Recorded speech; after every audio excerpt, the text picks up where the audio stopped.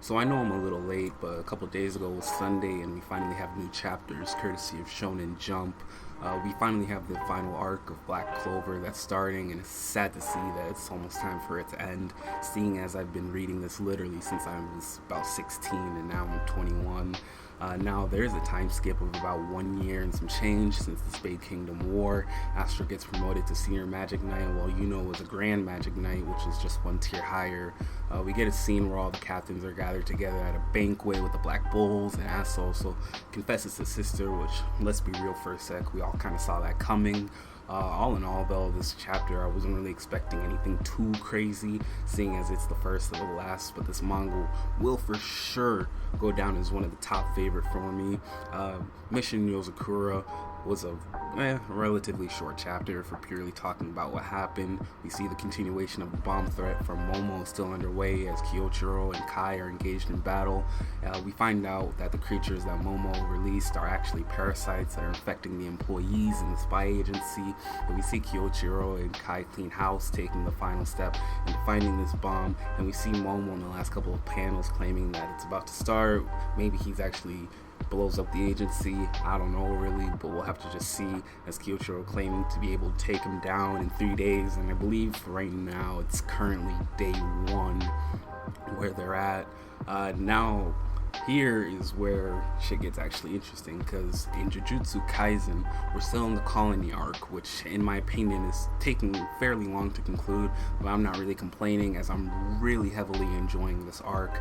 We start off by learning that in order to kill a sorcerer we must use Jujutsu, and since Maki slayed Naoya, she didn't have any cursed energy or any from the start. Naoya makes his return, and I'm sorry if I'm butchering it.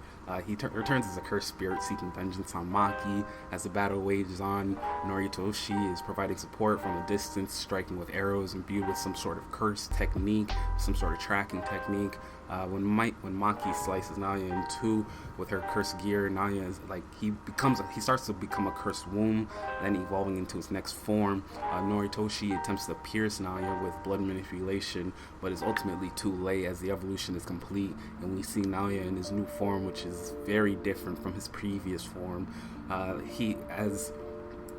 It's not really a humanoid form, but he does sprout arms and legs around a shell-like body rather than his worm-like body, as he wrecks Noritoshi across the forest, claiming he was clueless, and the chapter ends there. Finally, in My Hero, we see the continuation of the big war between the heroes and the villains, as Shigaraki lashes out in response to Lemillion's questions. Do you have any friends? As the whole area is covered with Shigaraki's transfigured limbs, which he also claimed was an evolution of his body, while he and All For One are still in the process of fusing in mind and body into into a new being. He thinks as one sort of personality within Shigaraki is resisting, that being his childhood self before the League, before villainy. Still out for blood, Shigaraki ignores Lemillion's distractions as he pursues Bakugo, planning to kill him. We get a short flashback stating that Lemillion and Nejire are just a distraction for Sun Eater to land a critical blow to Shigaraki, who claims that the area is meant to contain him is actually their graves. And then we get another flashback. It's just a Nejire flashback. She was a loner until she met Amakiji and Togata. You know them as the big three, yada yada yada. We're buying time for Sun Eater because his quirk is essentially limitless, and the fact that what he eats, he absorbs their properties. And then we finally see Sun Eater showing off rather a disturbing form of power as he finally prepares to land a crucial hit on Shigaraki.